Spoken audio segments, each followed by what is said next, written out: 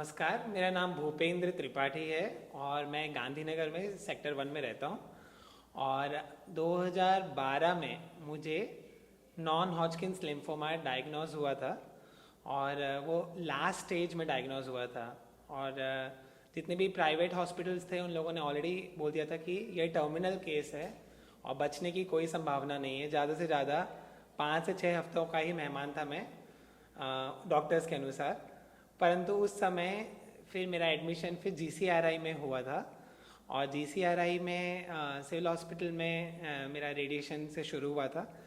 और पेट CT scan से पता चला था कि मेरे ऑलरेडी मेरे स्पाइन के अलावा मेरे लिवर, इंटेस्टाइन, पैंक्रियास, ब्लैडर और बहुत सारे शरीर के अंगों में फैल चुका था। और जैसे कि मैंने बताया लास्ट स्टेज में तो कैंसर पहुंच ही गया था और मुझे साथ में पैरालिटिक अटैक भी ग्रेड 5 का आ गया था और आंशिक पक्षाघात के कारण मैं एकदम बेड रिडन भी हो गया था।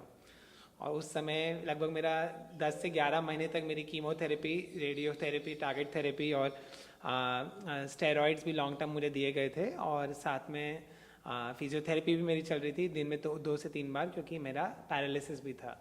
और अल्टीमेटली 2013 में मैंने कैंसर के ऊपर पूरी तरह से विजय पाई थी।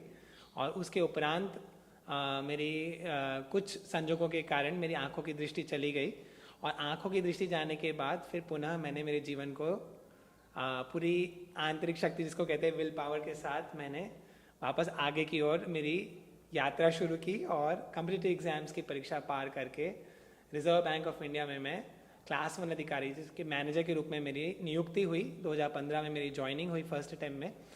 और अभी आज से 1-2 साल पहले मेरा पदोन्नति के बाद मैं असिस्टेंट जनरल मैनेजर यानी कि एजीएम के रूप में सेवाएं दे रहा हूं अभी आरबीआई अहमदाबाद में। सीआरआई तो मेरा ऐसे कह सकते हैं कि वो मेरा प्राणदान जिसने दिया, क्योंकि बाकी सारे प्राइवेट हॉस्पिटल्स लोगों ने तो ऑलरेडी मना कर दिया गया था कि बचने की कोई संभावना नहीं है। तो जितनी भी कटिंग एज टेक्नोलॉजी है और जो उसमें मैं लेटेस्ट रिसर्च हो रही थी इंटरनेशनल केस में, क्योंकि जो मेरा वेरिएंट था NHL का, नॉन हॉजकिंस लिम्फोमा का, वो एक बहुत ही एग्रेसिवली स्प्रेडिंग था, शरीर के बाकी अंगों में ना फैले, ब्रेन में ना फैले।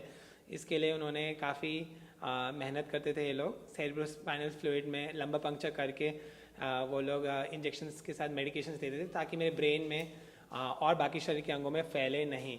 तो I am really thankful to GCRI, the entire oncologist team, HOD and everyone, and specially the director doctor Shashank Pandya for being so going out of the way and taking care of each patient.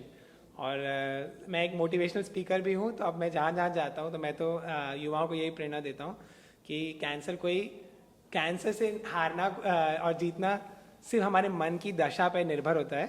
और बाकी सारी जो हमारी medication है वो protocol के हिसाब से ट्रीटमेंट तो होता ही है, परंतु हमारी मन की दशा, हमारे केयर गिवर्स का जो सपोर्ट है वो भी that's really really very important. So that's it.